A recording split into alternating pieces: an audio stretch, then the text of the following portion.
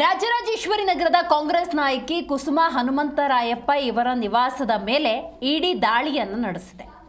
ವೀರೇಂದ್ರ ಪಪ್ಪಿ ಇವರ ಜೊತೆ ವ್ಯವಹಾರವನ್ನ ನಡೆಸಿದ ಹಿನ್ನೆಲೆಯಲ್ಲಿ ಈ ದಾಳಿಯನ್ನು ನಡೆಸಿದೆ.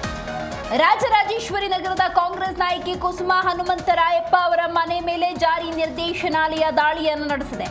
ಚಿತ್ರದುರ್ಗ ಶಾಸಕ ವೀರೇಂದ್ರ ಇವರೊಂದಿಗೆ ಹಣಕಾಸು ವ್ಯವಹಾರವನ್ನ ನಡೆಸಿದ ಹಿನ್ನೆಲೆಯಲ್ಲಿ ಕ್ರಮಕ್ಕೆ ಮುಂದಾಗಲಾಗಿದೆ.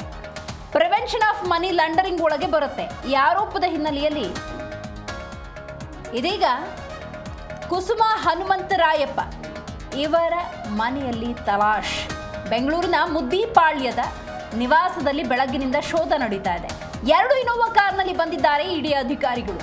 ಸದ್ಯ ಹನುಮಂತರಾಯಪ್ಪ ನಿವಾಸದಲ್ಲಿ ಇಡಿ ಪರಿಶೀಲನೆ ಮುಂದುವರೆಸಿದೆ.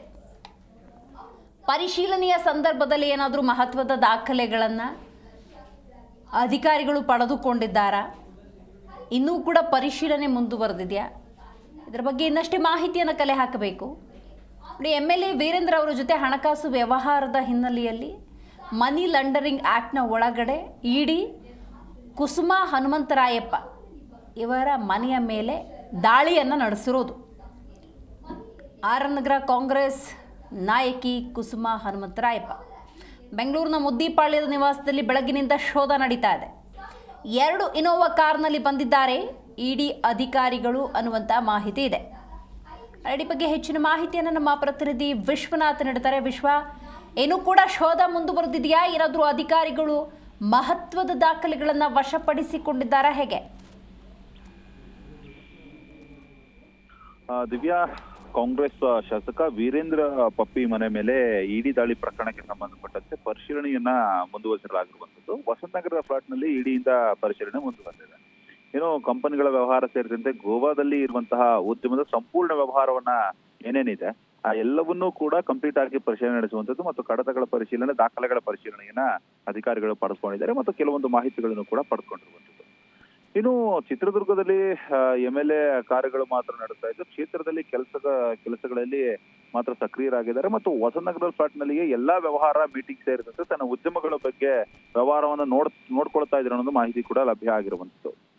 ಇನ್ನು ಫ್ಲಾಟ್ ನಲ್ಲಿ ವ್ಯವಹಾರದ ಕೆಲ ದಾಖಲೆಗಳು ಕೂಡ ಪತ್ತೆಯಾಗಿದೆ, ಅದನ್ನು ಕೂಡ ಪರಿಶೀಲನೆಯನ್ನ ನಡೆಸಲಾಗ್ತಾ ಇದೆ. ಇನ್ನು ಕಾಂಗ್ರೆಸ್ ಅಭ್ಯರ್ಥಿ ಅಂದ್ರೆ ಕಾಂಗ್ರೆಸ್ ರಾಜರಾಜೇಶ್ವರಿ ವಿಧಾನಸಭಾ ಕ್ಷೇತ್ರದ ಕಾಂಗ್ರೆಸ್ ಅಭ್ಯರ್ಥಿ ಆಗಿರುವಂತಹ ಕುಸುಮಾ ಹನುಮಂತರಾಯಪ್ಪ ಮನೆ ಮೇಲೂ ಕೂಡ ಇಳಿ ದಾಳಿ ನಡೆದಿರುವಂತದ್ದು. ಇನ್ನು ವೀರೇಂದ್ರ ಪಪ್ಪಿ ಜೊತೆ ಬಿಸ್ನೆಸ್ ಪಾರ್ಟ್ನರ್ ಕೂಡ ಆಗಿದ್ದಾರಂತೆ ಈ ಹನುಮಂತರಾಯಪ್ಪ.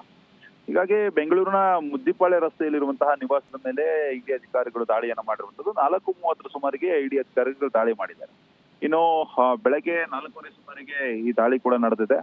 ಇನ್ನು 2 ಇನೋವಾ ಕಾರ್ನಲ್ಲಿ ಇಡಿ ಅಧಿಕಾರಿಗಳು ಬಂದು ಅಲ್ಲಿ ಪರಿಶೀಲನೆ ನಡೆಸುವಂತ ಕೆಲಸವನ್ನು ಕೂಡ ಮಾಡಿದ್ದಾರೆ. ಇನ್ನು ಪ್ರಮುಖವಾಗಿ ಈ ಹನುಮಂತರಾಯಪ್ಪ ನಿವಾಸದಲ್ಲಿ ಏನು ಇಡಿ ಅಧಿಕಾರಿಗಳು ದಾಳಿ ಮಾಡ್ತಾ ಇದ್ದಾರೆ. ಅನೇಕ ವರ್ಷಗಳಿಂದಲೂ ಕೂಡ ಈ ವೀರೇಂದ್ರ ಪಪ್ಪಿ ಆಗಿರಬಹುದು ಮತ್ತು ಹನುಮಂತರಾಯಪ್ಪ ಆಗಿರಬಹುದು, ಇವರ ನಡುವೆ ವ್ಯವಹಾರಿಕವಾಗಿ ಸಂಬಂಧ ಇತ್ತು ಮತ್ತು ಅನೇಕ ವರ್ಷಗಳಿಂದಲೂ ಕೂಡ ಬಿಸ್ನೆಸ್ ಪಾರ್ಟ್ನರ್ ಆಗಿದ್ರು ಮತ್ತು ಈ ವೀರೇಂದ್ರ ಪಪ್ಪಿ ಅವರು ಮಾಡುವಂತಹ ಬಿಸ್ನೆಸ್ ಅಲ್ಲಿ ಇವರು ಕೂಡ ಇನ್ವೆಸ್ಟ್ಮೆಂಟ್ ಮಾಡಿರೋದ್ರಿಂದ ಇವರ ಒಂದು ಹಿನ್ನೆಲೆಯಲ್ಲಿ ಅಂತಂದ್ರೆ ಇವರಿಂದನೂ ಕೂಡ ಏನಾದ್ರೂ ಹಣ ವರ್ಗಾವಣೆ ಆಯ್ತಾ ಅಕ್ರಮವಾಗಿ ಅನ್ನೋ ಒಂದು ಆಂಗಲ್ ಅಲ್ಲಿ ಅಧಿಕಾರಿಗಳು ತನಿಖೆಯನ್ನ ನಡೆಸ್ತಾ ಇರುವಂತದ್ದು. 2 ಇನೋವಾ ಕಾರ್ನಲ್ಲಿ ಹನುಮಂತರಾಯಪ್ಪ ಮನೆಗೆ ಬಂದಿರುವಂತದ್ದು.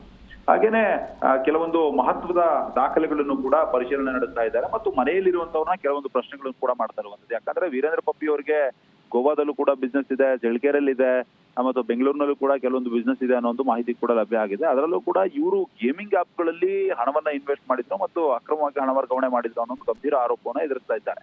ಹೀಗಾಗಿನೇ ಯಾವಾಗ ಮೊನ್ನೆ ಲೋಕಸಭೆಯಲ್ಲಿ ಈ ಗೇಮಿಂಗ್ ಆಪ್ಗಳನ್ನ ಬ್ಯಾನ್ ಮಾಡಲಾಯ್ತು, ಬೆಟ್ಟಿಂಗ್ ಆಪ್ಗಳನ್ನ ಬ್ಯಾನ್ ಮಾಡಲಾಯ್ತು, ಆ ಒಂದು ಆಂಗಲ್ ನಲ್ಲಿ ಅದಕ್ಕೂ ಮುಂಚೆನೆ ಒಂದು ಆರೋಪಗಳು ಇವ್ರ ಮೇಲೆ ಕೇಳಿ ಬಂದಿತ್ತು. ಹೀಗಾಗಿ ಆ ಆಂಗಲ್ ನಲ್ಲಿ ತನಿಖೆಯನ್ನು ನಡೆಸ್ತಾ ಇದ್ದಾರೆ. ಆದ್ರೆ ಅದರ ಮುಂದುವರಿದ ಭಾಗವಾಗಿ ಈಗ ಪರಿಶೀಲನೆ ನಡೆಸ್ತಾ ಇರಬಹುದು.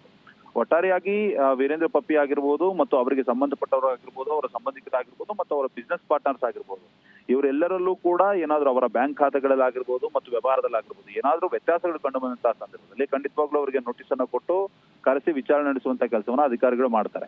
ಅಲ್ಲಿವರೆಗೂ ಕೂಡ ಈ ಪರಿಶೀಲನೆ ಮತ್ತು ದಾಳಿ ಹೀಗೆ ಮುಂದುವರಿಯುವಂತ ಸಾಧ್ಯತೆ ಇದೆ. ಏನಾದ್ರೂ ವ್ಯತ್ಯಾಸ ಕಂಡು ಬಂದ ಸಂದರ್ಭದಲ್ಲಿ ವೀರೇಂದ್ರ ಪಪ್ಪಿ ಅವ್ರಿಗೂ ಕೂಡ ನೋಟಿಸ್ ಅನ್ನು ಕೊಡುವಂತದ್ದು ಮತ್ತು ಹನುಮಂತರಾಯಪ್ಪನವ್ರಿಗೂ ಕೂಡ ನೋಟಿಸ್ ಅನ್ನು ಕೊಡುವಂತದ್ದು, ವಿಚಾರಣೆಗೆ ಕರೆಸುವಂತಹ ಪ್ರಕ್ರಿಯೆಯಲ್ಲೂ ಕೂಡ ಇಡಿ ಅಧಿಕಾರಿಗಳು ಮುಂದಾಗುವಂತಹ ಸಾಧ್ಯತೆ ಇರುವಂತದ್ದು. ದಿವ್ಯಾ,